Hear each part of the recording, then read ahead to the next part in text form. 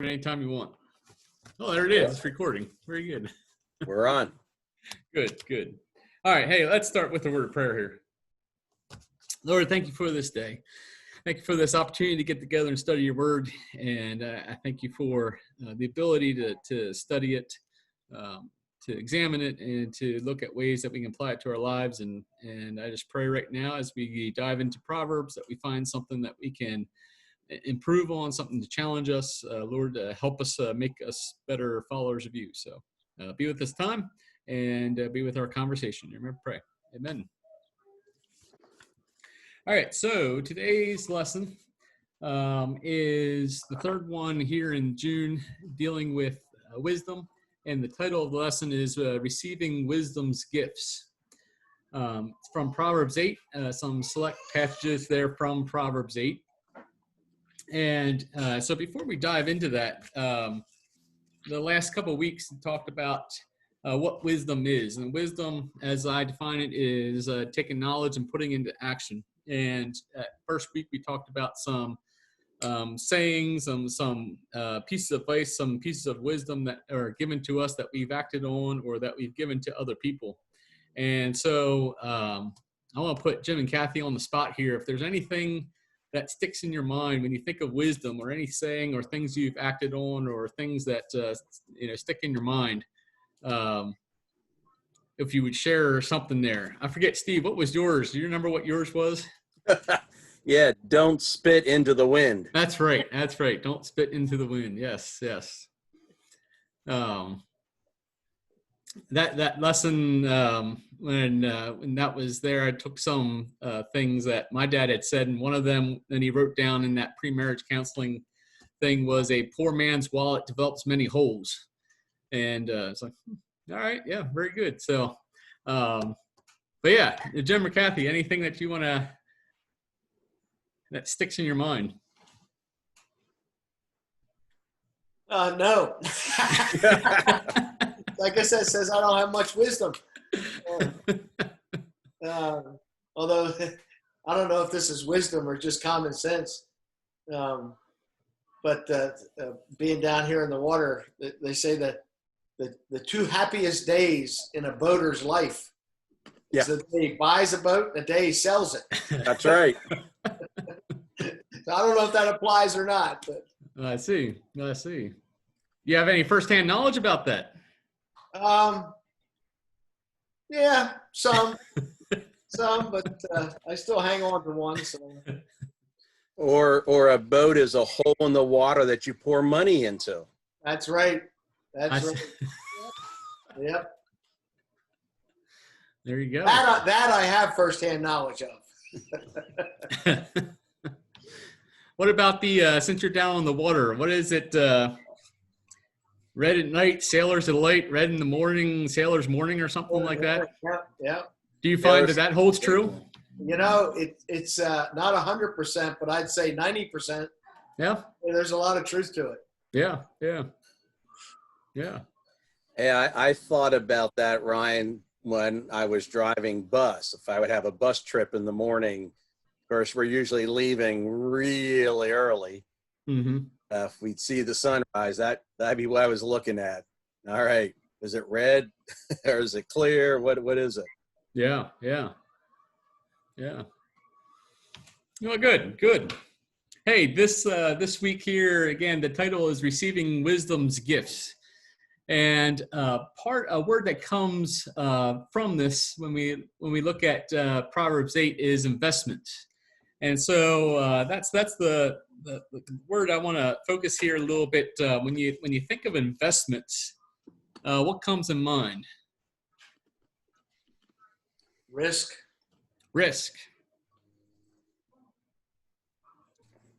And reward. Retirement. Yeah, risk and reward together. Yeah, Steve. Saving for retirement. Is Yeah. that what you're doing now? Trying to, yep. Yeah, at first thought it was the financial aspect of investment, but then I think the other, when I thought about it again, it was, investing in people. Yeah. Teacher, you invest in your students, you invest in, hopefully, trying to get them, on the right path.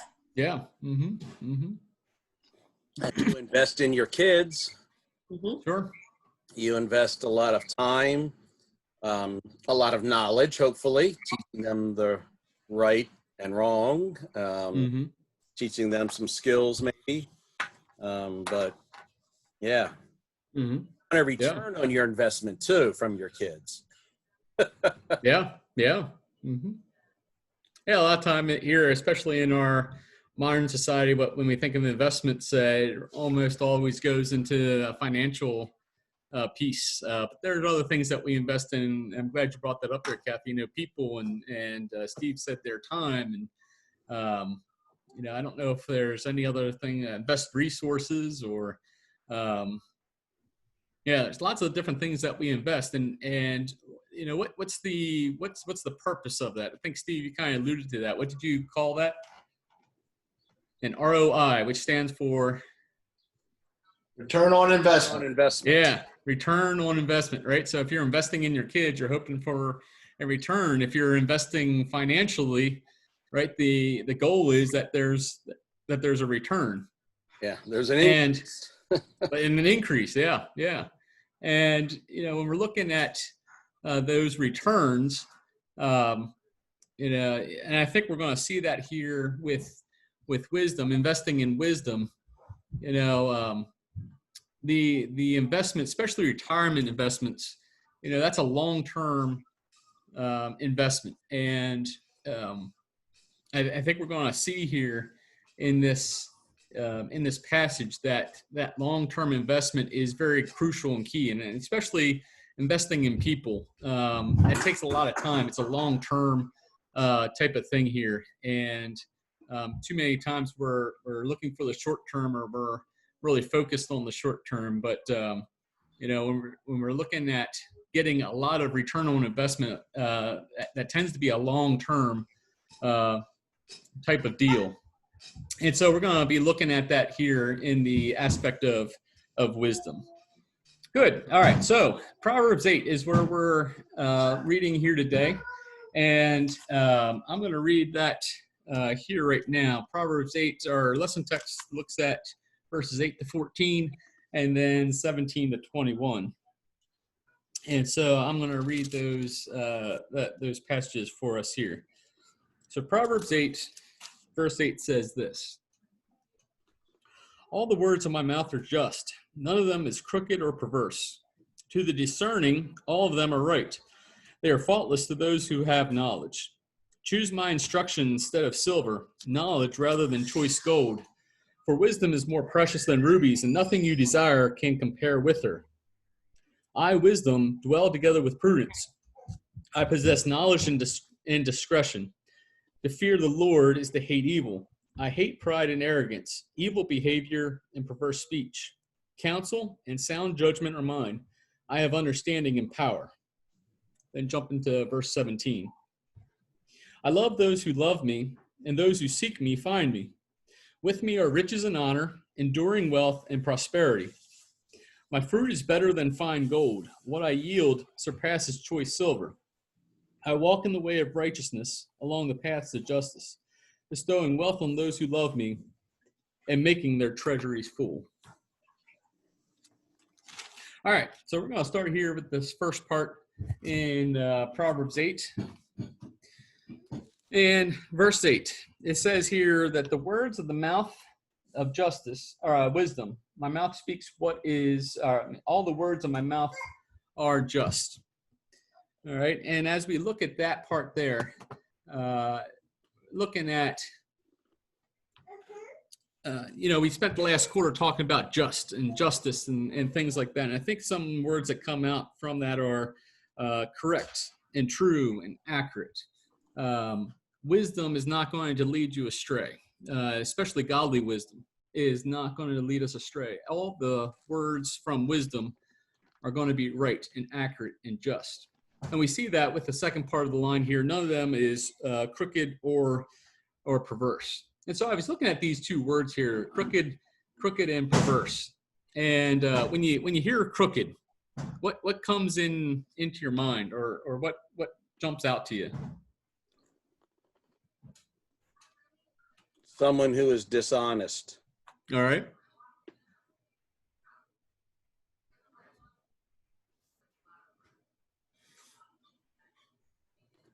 Probably the same thing, but someone who misrepresents truth or facts. Mm-hmm. Mm-hmm. We don't want things that are crooked, right? We also don't want people. We don't want people that are crooked. And because the reason for that is people who are crooked, are the ones that distort the facts, that might tell lies, that try to get their way with whatever they're. When I first read this here, I got thinking about carrots and how here in Lancaster, Chester County, I know of no commercial carrot farmer. Now people grow carrots in their garden, and there might be a few people that grow a little bit here and there, but there's no big major carrot grower that I know of in Lancaster, Chester County. And part of the reason for that, I believe, is we have too many rocks. And as the carrots grow down into the ground, at least that's why I teach the kids when I do soil science, you're going to have a carrot that looks like a lightning bolt. And I say you can't sell them because that's not what a carrot looks like, and people don't want them. Of course, the kids, what do the kids say? Oh, that's cool. Yeah. I love to have a carrot that looks like a lightning bolt and all that. And I said, no, you wouldn't, because it doesn't look right and you're not going to pay for it. It's hard to peel too. It would be very hard to peel. That's exactly right. Yeah. Carrots are, what's that, Jim? Do they grow them more in sandy soil? They do. And they used to grow them. I don't know if they're still growers or not, but South Jersey was a big time grower of carrots and potatoes and all kinds of root type vegetables like that, tuberous vegetables. Because of that sandy soil, it would grow really well. And I'm sure there are other conditions as well, but that was a big factor. If you have something that's growing down in there, you don't want something that looks crooked. We don't like that. Driving, I don't know how many of you like driving on crooked roads. If you're not in a hurry, that might be a lot of fun.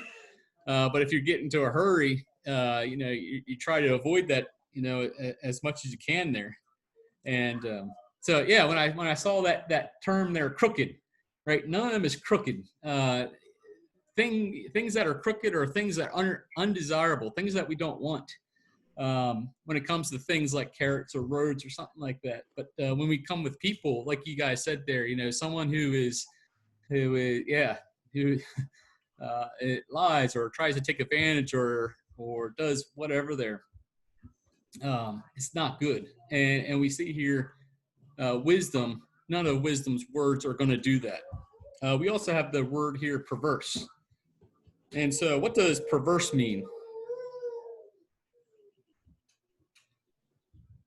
You use that in your language when you talk.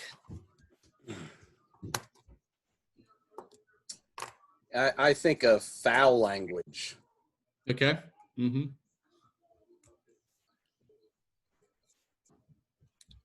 Evil. Mm-hmm. Mm-hmm. Yeah. I can't think of the last time I used that word in normal talking language here. I looked up what it means, and it says, at least Google here, the quick Google search I did, says deliberate desire to behave in a way that is unreasonable or unacceptable. And I often heard that perverse. A lot of times, I think pervert is a form of that word, and a lot of that is twisting something that is good for bad. And I see that perverse here as well. Perverse behavior is behavior that is unacceptable, it's unreasonable, and not only do you do it, but you do it in a deliberate way too. So when you pervert something or you're perverse, acting perverse, it's a deliberate. There's that deliberate factor there as well.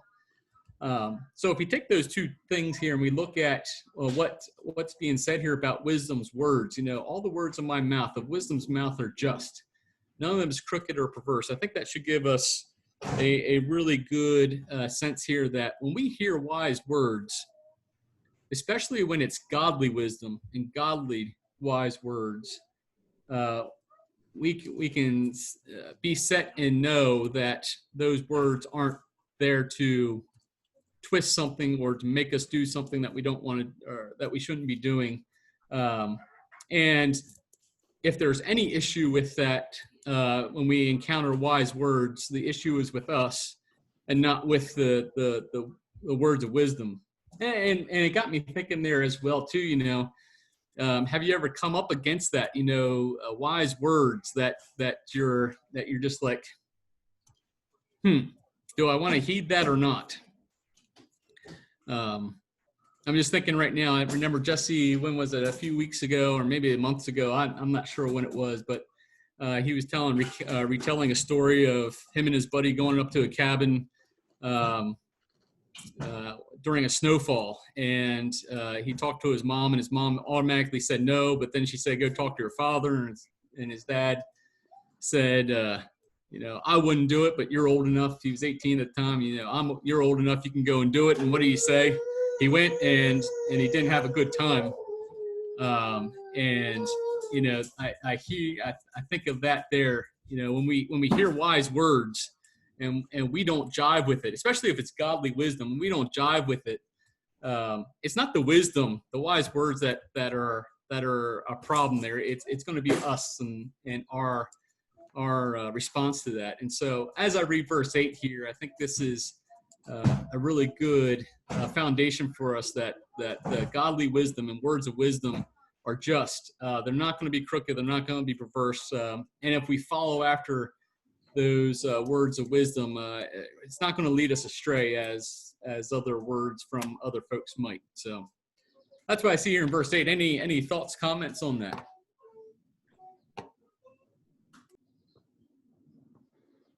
Yeah, I think you're right, Ryan, and where it's a matter of perception, whether we think it's wisdom or not if it's, it's probably, it is true wisdom, like in your illustration about Jesse. His parents being older, understand a lot more. Yeah, that's wisdom. And, I know for myself, it was the same way. My parents would say, well, I'm not sure I would do that, but, you make the decision. Well, yeah. It's not that the wisdom was wrong. It was that our perception was, no, we don't like that. We want to do something else. Right. Mm-hmm. Mm-hmm. And I think we need to make sure here, this is talking about words of wisdom that's based on the fear of God and the knowledge of God. This is not like worldly wisdom or other wisdom that doesn't have this godly foundation. And I think that's a really important piece here as we look at this. And as in studying Proverbs and studying about wisdom, that God's wisdom is not going to lead us astray. God's wisdom is going to lead to justice. It's going to lead to righteousness. It's going to be a matter of, are we going to follow that, or are we going to follow the wisdom of the world or wisdom of ourselves or other things like that? And so I want to make that clear that verse 8 here is talking about that godly wisdom. Now for us, and we'll see that in verse 10, there's a choice that we need to make. Are we going to look after and seek after godly wisdom, or are we going to seek after other types of wisdom that the world's going to offer us here? But if we choose this godly wisdom, as we studied in the last couple of lessons, that wisdom starts with knowing God and knowing his character and fearing God. And so we need to start with that first. And I think it was last week, if for those that are watching this here and didn't look at last week, there's some steps that Proverbs show on how to find that knowledge and get that basis so that you can have that godly wisdom. So I just want to make that clear that here in verse 8, it's talking about this godly wisdom here. And, if right here, these words are just and none of them's crooked or perverse, it's something that we can follow and be confident that it's not going to lead us astray. We'll continue on here. Verse 9. It says here in the commentaries translation, to the discerning, all of them are right. They are upright to those who have found knowledge. And as I was looking at this, all the words are right of wisdom to those who are discerning. And so I looked up discerning. I kind of have an idea of what these words mean, but it's always good to look them up to kind of put some words so you can articulate it a little bit better. And so as I looked up discerning, it was Google told me that discerning is having or showing good judgment. Because I've often heard that, you want to have a discerning heart. And it's not just a heart that's going to make a decision. It's going to be one which that decision is going to be based on good judgment and thinking things through. And so, verse 9 is saying to the discerning, to the ones that are looking and showing good judgment, all these words are going to be right. And I often heard that, and I think that was in scripture before too, that, and I think it's in Proverbs, many places, the words of wisdom are going to be foolishness to the people that aren't searching after God. In the New Testament, it talks about the gospel is foolishness. It's you're not going to think this doesn't make sense. Why should I not look after myself? Why am I laying down my life for others? And verse 9, I think, is showing here that the ones that are searching out and showing good judgment, that are searching God and trying to find God, that the words here are going to be right. They are upright to those who have found knowledge. Again, knowledge being the basis here of wisdom. And so for people that have found knowledge, the knowledge of God, the godly wisdom is upright. There's no need to debate these words. There's no need to argue with the person giving the godly wisdom. They are upright. And the commentary here says, the only appropriate response to hearing these words of wisdom is obedience, to live it out. And so that's what we see here in verse 9. To the discerning, all of them are right. They are upright to those who have found knowledge. And then we get to verse 10. Verse 10 and 11, we're going to run together here. And I see this, the first word here is choose. It was choose. Where else? Just real quick. In Scripture, do we see the word choose or choice? Anything pop in your mind?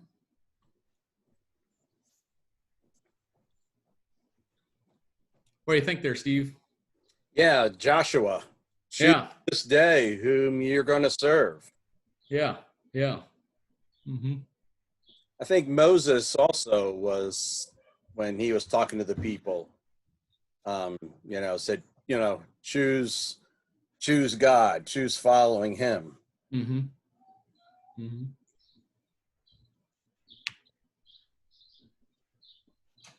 Why do we have a choice? To confuse us. Oh, wait, that's the wrong answer. Choices can be confusing, right? Yes, they can. Why do we have a choice? In all through Scripture.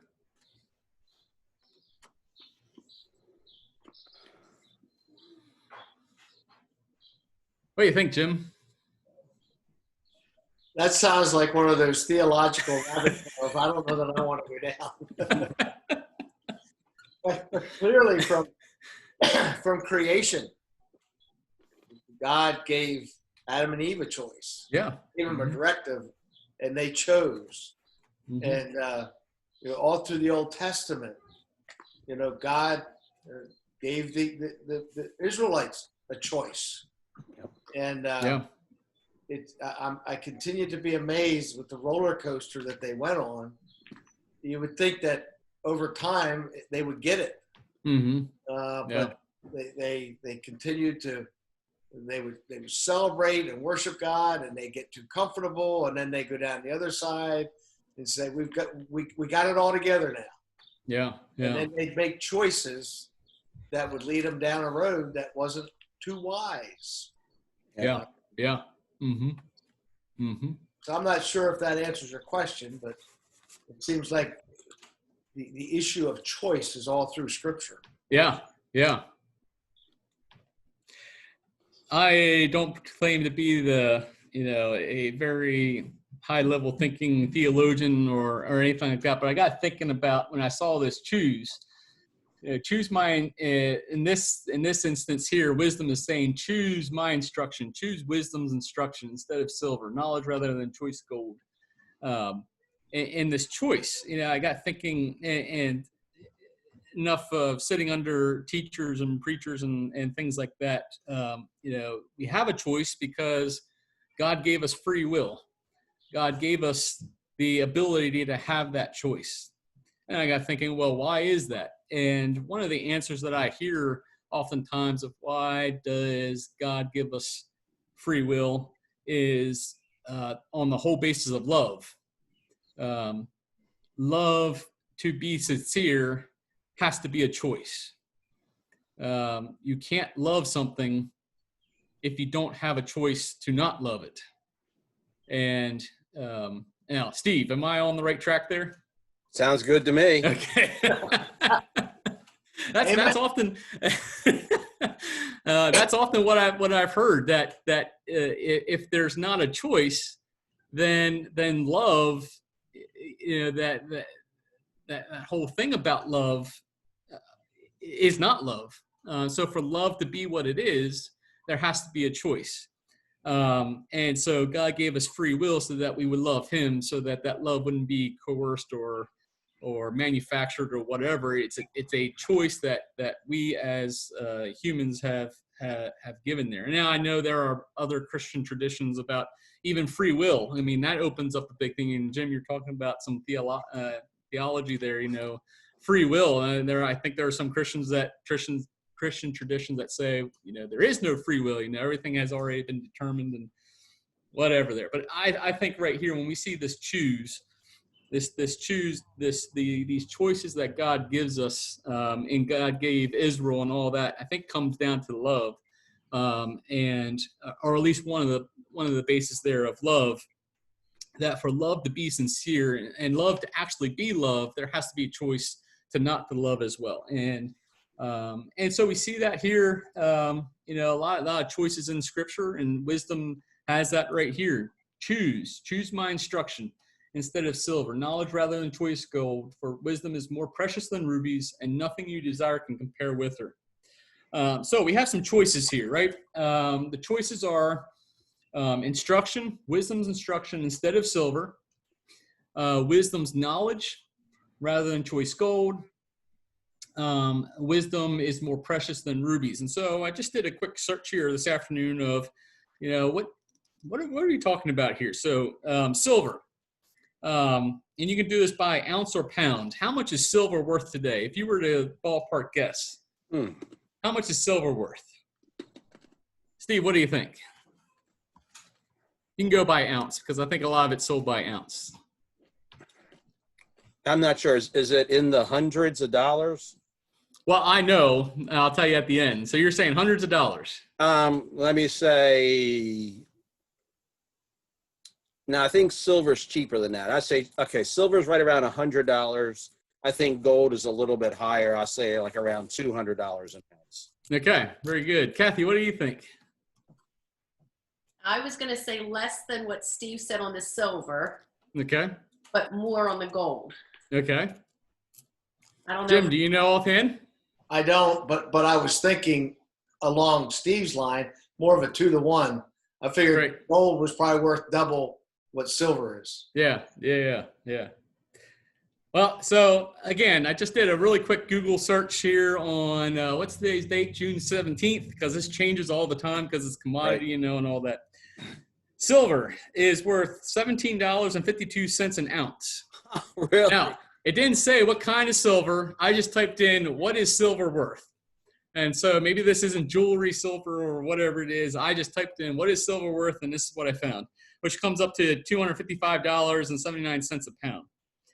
Gold today is selling for $1,738.30 an ounce. Oh, and so if you look at a pound of gold, we're looking at $25,379.18 for a pound of gold.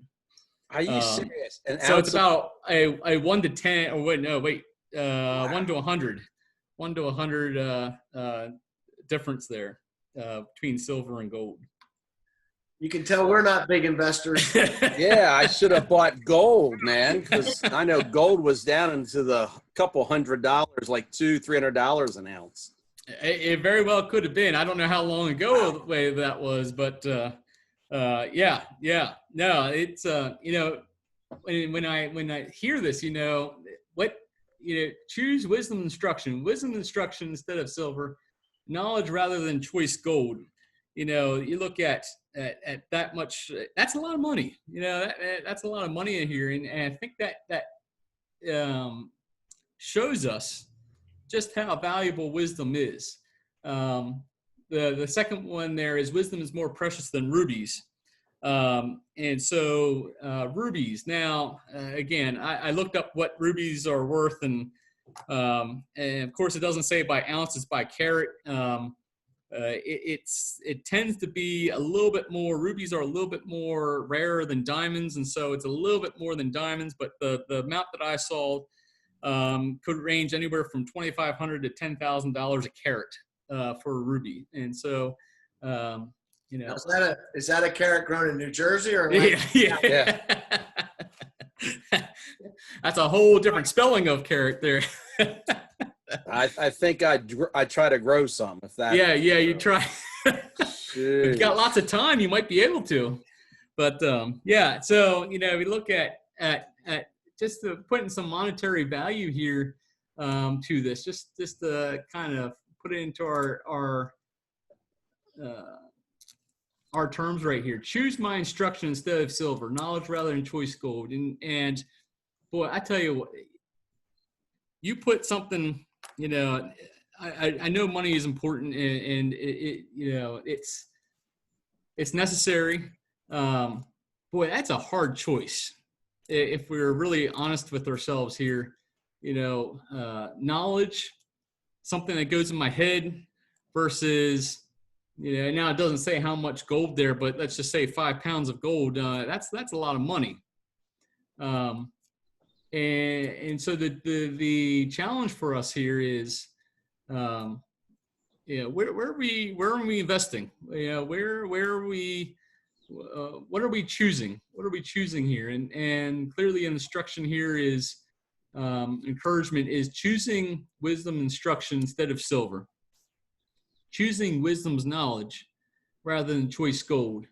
For wisdom is more precious than rubies. And I like this last part here. Nothing you desire can compare with that. Again, I should back up. One of the things that I said here before, when we're looking at investments, short-term versus long-term, why is this choice hard? Why is this choice hard? If you had the choice between getting knowledge and 5 pounds of gold right now, that might be a little hard of a choice, because if you choose the gold, you get instant wealth. You choose knowledge, the return on that investment is going to be a lot longer. And we are by nature, instant gratification. That's something that we really look towards. And this choice is hard because of that. But if we're looking at the long term, a discerning heart. There's another word that's going to come up, insight. Insight talks about a future than just right in the here and now. What verse 10 and 11 here is telling us is that knowledge and instruction is going to return more on our investment than choosing gold and wealth and rubies. And then we have the last part there. Nothing you desire can compare with her. What are some things that we desire today? And whatever it is that you desire right now, wisdom is so much more. Knowledge and instruction is worth so much more. Ryan, yeah. Sorry, as you were talking, I was thinking about these lottery winners get millions of dollars, but then a number of years later end up in bankruptcy. Right. because they didn't have discernment. They didn't have instruction and knowledge and wisdom. They just had all this money and didn't know how to handle it, and they ended up bankrupt. And it's just how many people who are lottery winners are now bankrupt because of lack of wisdom. Yeah, for sure.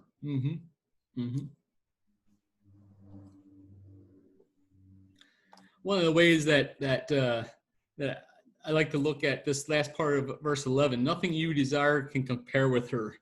When we look at, if you think of what are the things that you desire, and a lot of it is wealth, or maybe not wealth, but material things, that type of thing, things that you desire. The encouragement I see for there is, if you choose wisdom and if you choose instruction, the result of wisdom and instruction is going to be so much better than what you desire now. And I take a lot of encouragement in that verse right there, that nothing you desire, which is what we work towards, what we're working here on earth, nothing you desire can compare with what you can do with the wisdom and knowledge. And that will just surpass your expectations. I think when we go and choose knowledge and we choose instruction, and that we're developing this relationship with God, and God's going to bless us beyond, probably not financially, and that's all right, but bless us in other ways that are going to just blow our desires out of the water. Like Steve, what you said there, with people that win the lottery and get that much money. I mean, I'm sure there are studies done on their happiness too. Not only do they go bankrupt, but they're really not happy. I mean, money can only buy you so much happiness, I believe, and then it becomes. I'm sure there are studies. I can't think of any offhand here, but that's what I like to hear about this last part of verse 11. Any thoughts that you guys have? I was just thinking about, just even relationships and the desire that you have for good relationships, be it in a family, friendships, within the community, the church, whatever. And in seeing that, I think, as you would gain wisdom and knowledge, hopefully that translates then into better relationships and better ways of getting along with others. So, sometimes your desires come from having that wisdom and knowledge. Yeah. Definitely, for sure. Well, definitely wisdom and knowledge keeps you out of trouble. That's for sure. And we're going to look at that here in the next verse. So that's a good segue there, Steve. Verse 12, I, wisdom, dwell together with prudence. I possess knowledge and discretion. Steve, I'm going to put you on the spot here. It said what prudence was before. Do you know what prudence is? Prudence is, let's see. Prudence would be the practical application of wisdom. How's that?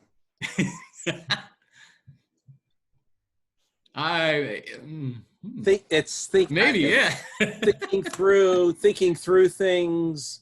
Yeah.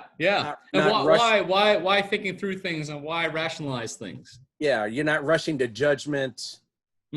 You're thinking through everything, looking at consequences. Yeah. All the different angles of, well, if I do this, then this might happen, or if I do this, this might happen, just kind of looking at everything carefully. Yeah. No, you're exactly right. Google again says acting and showing care and thought for the future. And so you're exactly right. I like what you had, the word that you put there. Every correct answer gives you like a 1% raise. Didn't you know that? Hey, good. Woohoo!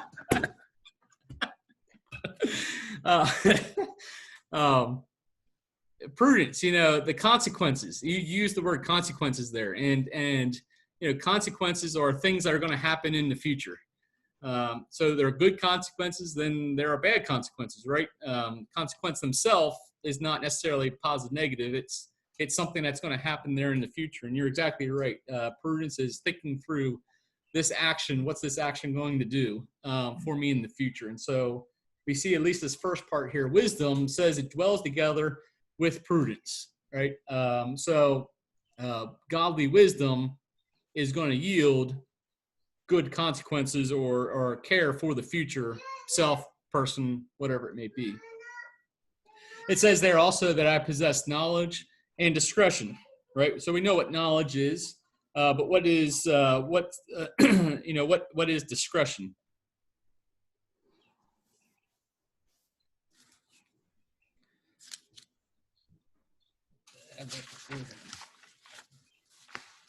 Is it application? Application of knowledge? I don't know. Discerning. Yeah, discretion. I'd say application of that. Let me look here. There was something else with that. What did Google say? Well, it's right here. The discretion has a connotation of protection to it. So when you do something with discretion, there's this connotation of protection. So that's what we see here with discretion, possessing knowledge, but then also possessing discretion or this protection of whatever it may be there. So that's what we're seeing here in verse 12. Wisdom dwells together with prudence, which is a care and thought of consequences in the future. Wisdom possesses knowledge, and wisdom possesses discretion, or protection. We could use protection with that there as well. Here in verse 12. Yeah, I always thought discretion was like good judgment. Mm-hmm. Yeah. Which would lead to hopefully some sort of, if it's good judgment, it's going to lead to good things happening to you and protecting you from the bad things that you might do. Right. In verse 13, we have here, to fear the Lord is to hate evil. I hate pride and arrogance, evil behavior, and perverse speech. Jim, I'm going to put you on the spot again, if you don't mind. Last week we had and this is a theological thing too, so put your thinking cap on. Last week we had a question of what does it mean to fear the Lord? And so I gave a response, and Steve kind of gave a response as well. I'm just curious, when you hear that and read that in the Bible, the fear of the Lord, how do you internalize that? Well, that's, I think over time, you move from being afraid, you're not afraid, mm-hmm. to, what's the word? An awesome respect. Mm-hmm. And awe is kind of that guttural awe. It's like, oh, wow. Right. And so, yeah, an awesome respect for the Lord and a desire really to follow him and to do his will. Yeah. Good, thank you. I just wanted to get your perspective on that. That's what we had come up with there as well. Of course, myself coming from a farm background, it said that the fear of the Lord is much like a piece of machinery, that you respect it, that you know what it can do, and that you're careful around it. You're not afraid of it, but you're aware of what can happen, and so you do that. Respect it and don't mess around with it. Type thing, and then that's where we came up with. So yeah, thank you. I appreciate that there. We see here to fear the Lord is to hate evil, and so again, I don't think this is to be afraid of the Lord, but the fear of the Lord, this respect of the Lord, is to hate evil. Evil is everything anti-God, right? Behavior and thoughts and things and all that. It says here, wisdom hates pride, arrogance, evil behavior, and perverse speech. So let's dive into what these here are. First off, we have hate. If you hate something, when I see the word hate, You come back to things that your parents say or whatever. My dad would not let us say hate. In the New Testament, I found it now, I forget exactly where it's at, but in the New Testament, there it equates, if you hate someone, you want to kill them. It's that sort of like that utter distaste and whatever. And so we weren't allowed to say, I hate that person because of what the New Testament says there. And so I always remember that. I tell my kids when they say, I hate that person, I say, no, you don't. They say, you strongly dislike. And so after a while, people start to say, I strongly dislike that person. I was like, that's okay. You can strongly dislike. But you don't want to kill them, which is what hate means here.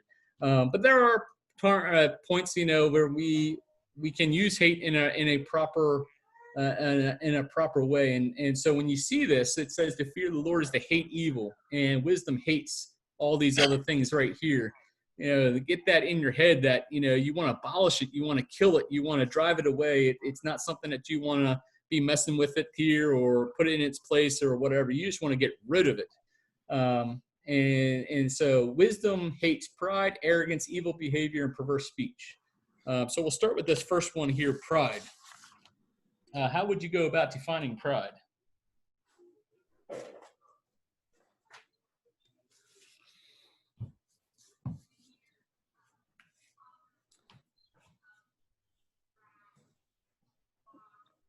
I think pride, isn't it? Pride in one of the love is not proud. Proud. I could never separate those two words, pride and arrogance. I always put those two together. And it was always someone that it was the know-it-all who knew more. And let you know that they knew more, right? Yeah.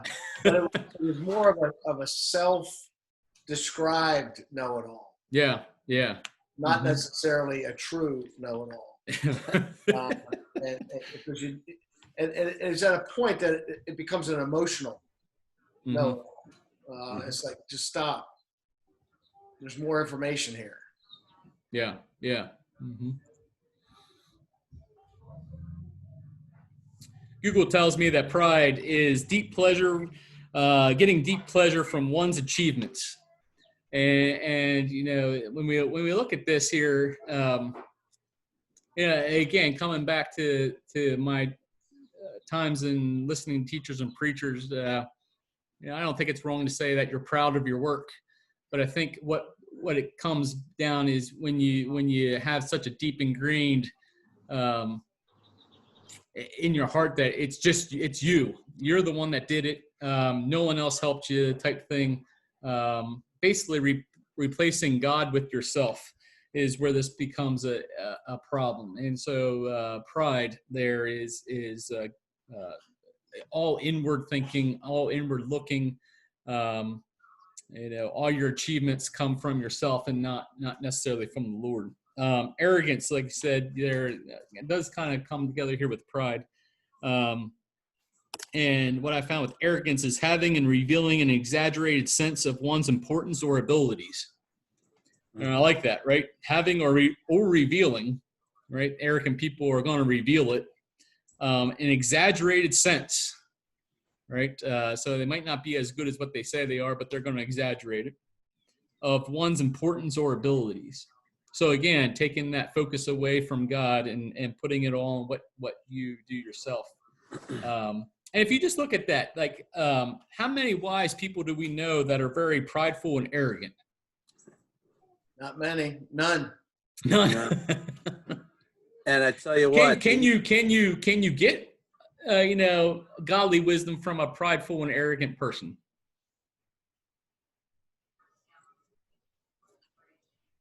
I'm thinking because I'm thinking of the people who I feel are people of wisdom, and I'm saying, okay, are they prideful and arrogant? And the ones that come to mind, the answer is no. Yeah. They're humble. It's almost like the two are exclusive. Right. Might be a challenge for us there, and if we're seeking after wisdom, there's no room for this deep sense of pride and arrogance. Now, I'm not saying being proud and of accomplishments and that type of thing, but this deep-seated that again, it comes back to the relationship with God. I mean, to have godly wisdom, you have to have that relationship with God, and if you're going to have that relationship with God, you're not going to be prideful and arrogant. At least I don't think. Steve, were you going to say something there? Yeah, I've always equated pride and arrogance as I'm better than you. Mm-hmm. And because I agree, because, there are times that, hey, I'm proud of, I finished that task. I finished the project. Yeah, I feel good about that. I did that. Mm-hmm. I don't take it to the point where, hey, I'm better than you because I did that. Mm-hmm. And, for me, I think pride and arrogance, like Jim says, goes together.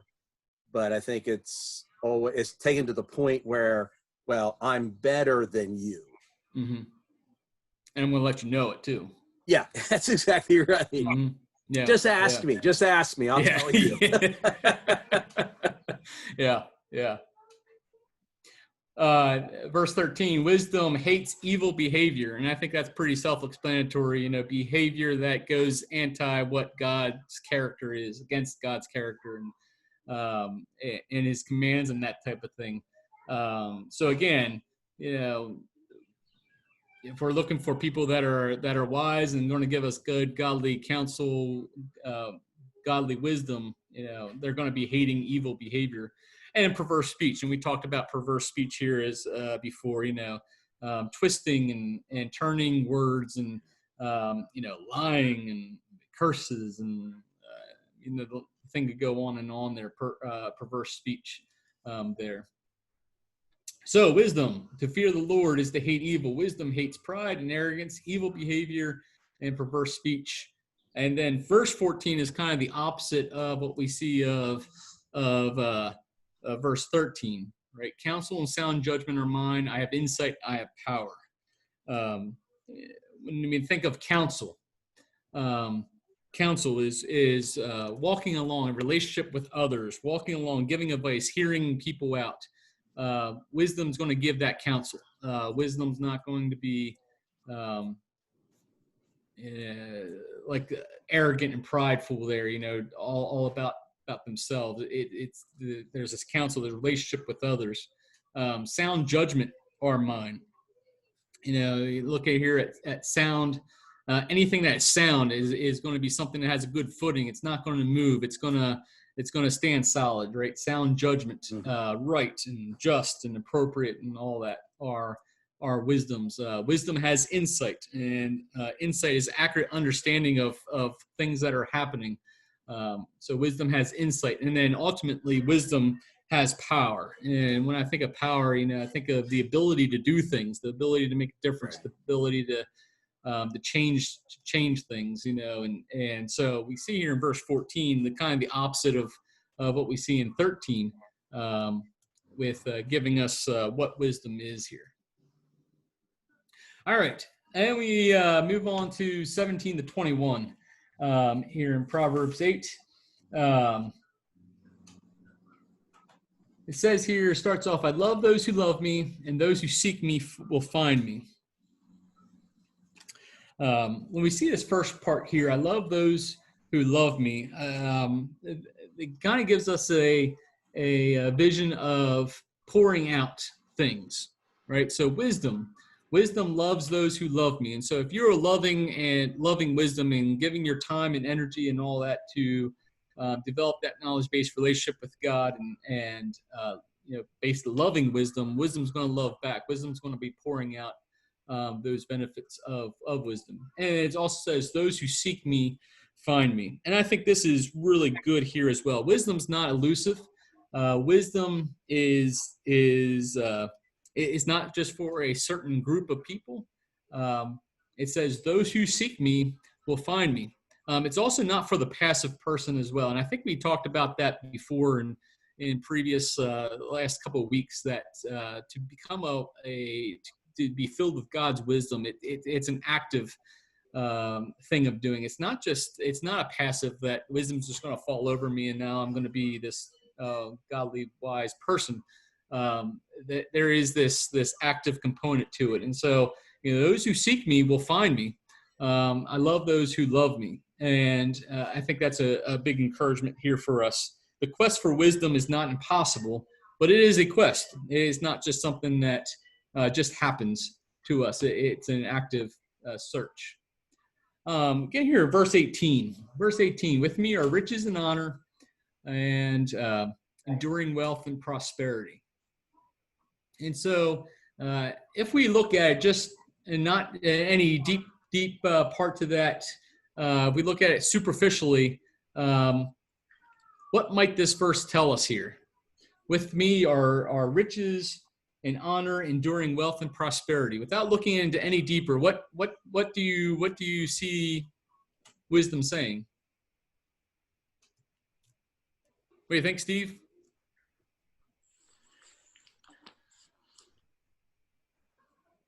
I think you're muted. I just on the top, it's a promise of the easy life, riches, prosperity, wealth. Hey, easy street, Yeah. Yeah. This isn't the only place that we see this here in Proverbs as well. There's a couple other places that appear to offer this guarantee as well. Proverbs 3:9, 3:10, 3:16, 10:22, 2:4. If you look at those, it kind of says the same sort of thing. And we have to be very careful here that we interpret this right and look at this right. That just because we are given wisdom, that we're not given the easy street here, that there's going to be wealth and riches and honor and all this other material stuff here on earth. And it's interesting. I think it was last year. One of the things I love about summer is that I work for a couple of farmers, and now all these farmers I work with have cab tractors, and I can listen to the radio, and so that's all good and fine. And I love listening to WDAC in the morning because they have a series of preachers that come on, and I just find that really it's just good for my soul. I mean, I love being in the tractor, and then I love hearing about Jesus and all that. And I just remember I think it was last summer, there was a series of messages on the prosperity gospel, and hearing about one of the more famous prosperity gospel preachers had a son that was in that and then got out of that and was talking about the prosperity gospel and all that. It just was really interesting to me when as I saw that. Growing up here in this church, in this tradition, I never heard that, and that's good because I don't believe that. And so when we see this here, I hope that we don't get in the trap of, hey, we're going to after wisdom, now we're going to have riches and honor and all this other material wealth. But I will say this, that when I think of people that are really wise, boy, their riches and honor and what does it say? Well, it's saying enduring wealth and prosperity. That's not material stuff. That's all eternal spiritual stuff. And we see that in the gospel there as well, right? Where your heart is, there your treasure will be also, and store yourself up treasures in heaven. If we're going after godly wisdom, that's where the riches and honor, and that's going to be so much more. Well, see there, enduring wealth, right? Those that have money in the stock market, is that enduring wealth? I guess it depends on how often you check the stock market and not lately, right? Yeah, I agree. not since March. Yeah.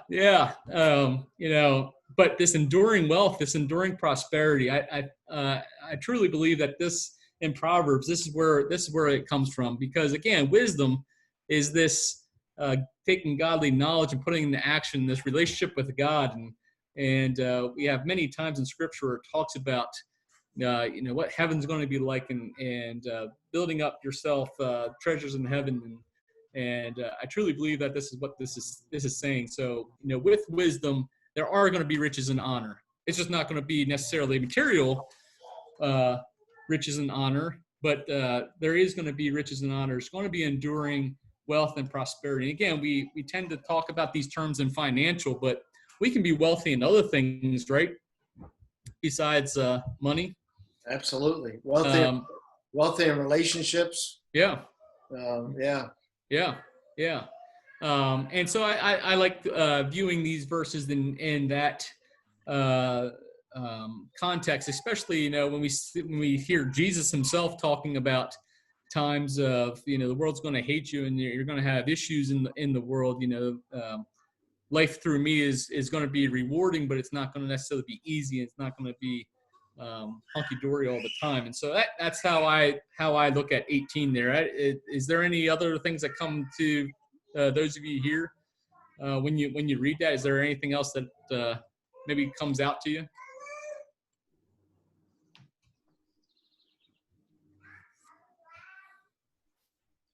I was jumping ahead to verse 19. Yeah. Mm-hmm.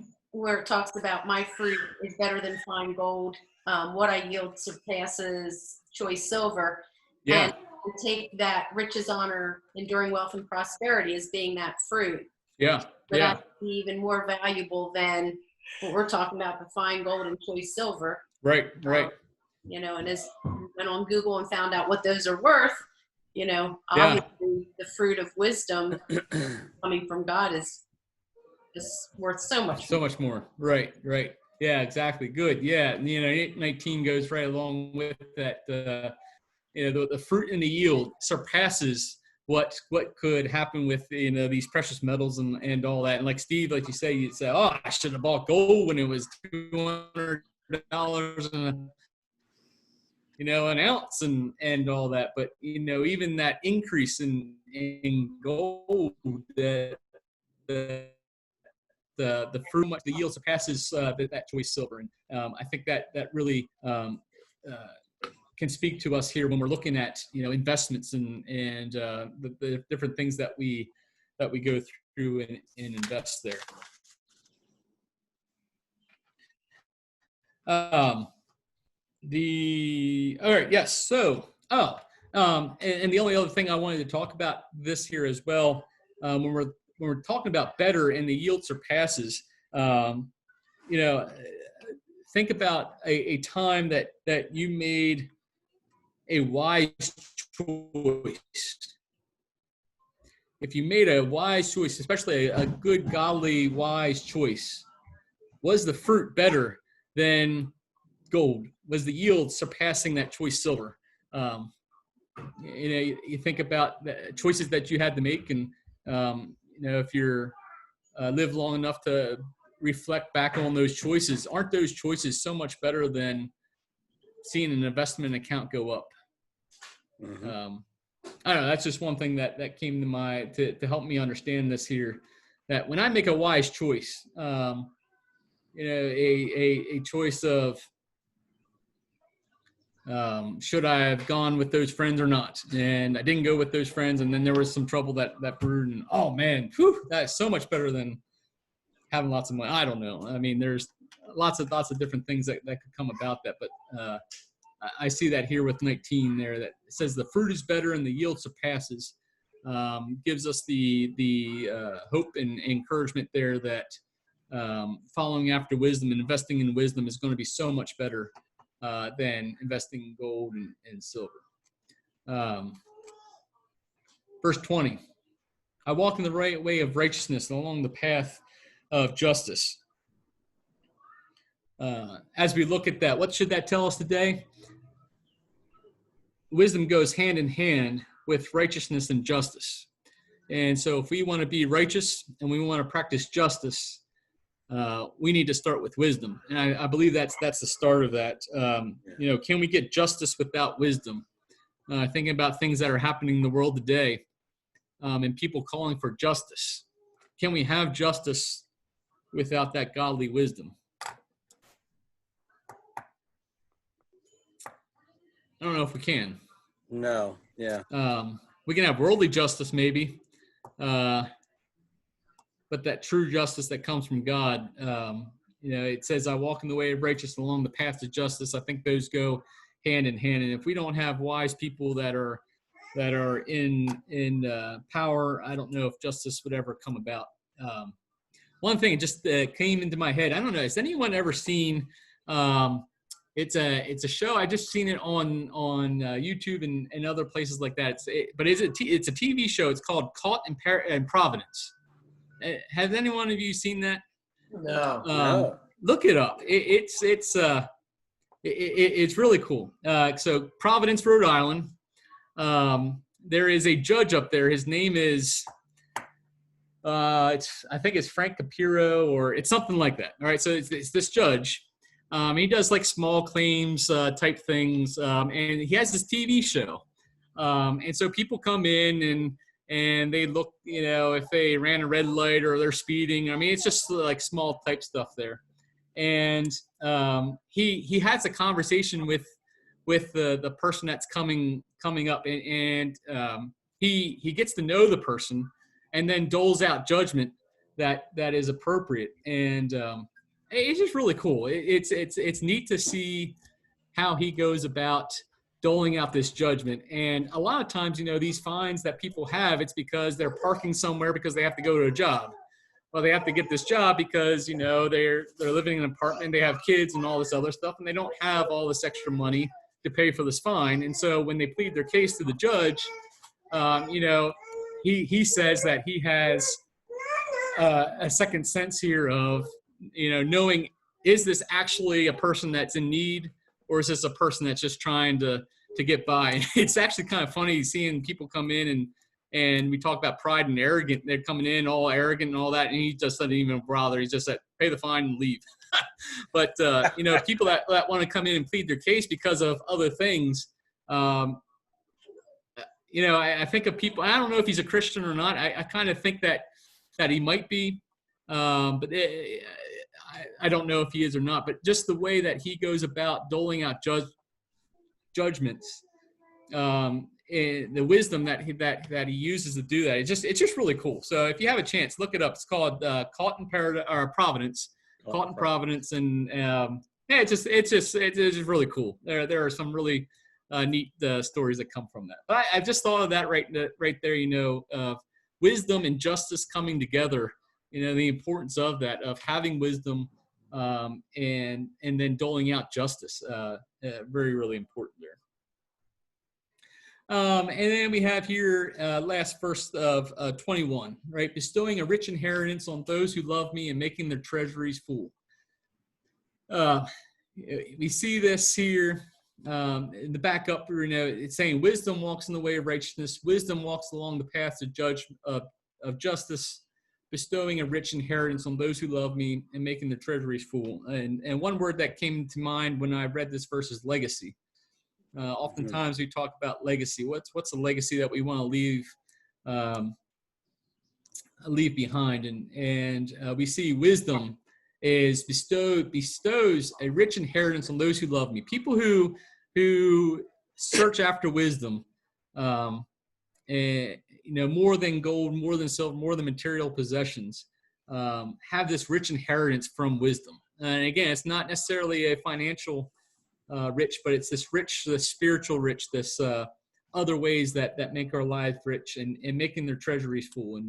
And I think it's just an encouragement to us that, the legacy that we want to leave, we can leave a financial legacy, but, even more than that, other legacies that we can leave with people, because we search after godly wisdom is going to be so much more valuable to them than any financial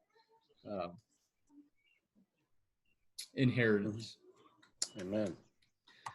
And so that ends it up here. We come here to the conclusion, and there's a couple things that we could take a look at here. In the commentary, it says, "Isn't it possible to be wealthy and wise?" So is it possible to be wealthy and wise? And I think we have in Scripture that it is. Wealth is not necessarily a detriment to being wise, but Scripture also talks about the spiritual dangers that material wealth and possessions can pose. There's actually I was going to read from 1 Timothy 6 if you have a chance to look at that. But that's that whole talking about wealth. The love of money is the root of all evil, and just the warning. Not saying that you can't have money, but the warning there that material wealth and possessions can pose with that. And so we see here also it talks about like the parable of the sower. Jesus warns about the deceitfulness of wealth there as well. All that to say that wealth in itself, it's not a problem, but as we look at, especially here in Proverbs with wisdom, we see wisdom's plea and this choice that wisdom gives us to choose wisdom and choose knowledge and not choose those material possessions there for the gifts that wisdom has. The only way that we can get those riches and wealth and things that are going to endure is to go after wisdom and godly wisdom and search after God and not after our own material possessions here. And so I'll end here with this thought to remember. Here in the commentary it says, before wisdom's gifts can be opened and treasured, they must be sought. And so let's continue to do what we can to search after wisdom and search after those gifts that wisdom can bring us. That's all I have. Are any final thoughts here from Jim, Kathy, or Steve? Very good. Thank you. You're welcome. You're welcome. Good. Proverbs is a lot of fun. Continue reading. Yeah. And actually, I think, I don't even think we get into the actual Proverbs of advice. I think that starts in chapter 10. I think next week might be chapter 9. So, but continue to read Proverbs. It's really, really good. And hopefully something there can speak to you and help you out. So, Yep, hey, that's all I have. Yes. What'd you say there, Jim? Thank you. Oh, yes. Yes, you're welcome. Thank you for joining us tonight. Yep, you bet. All right. Have a good evening.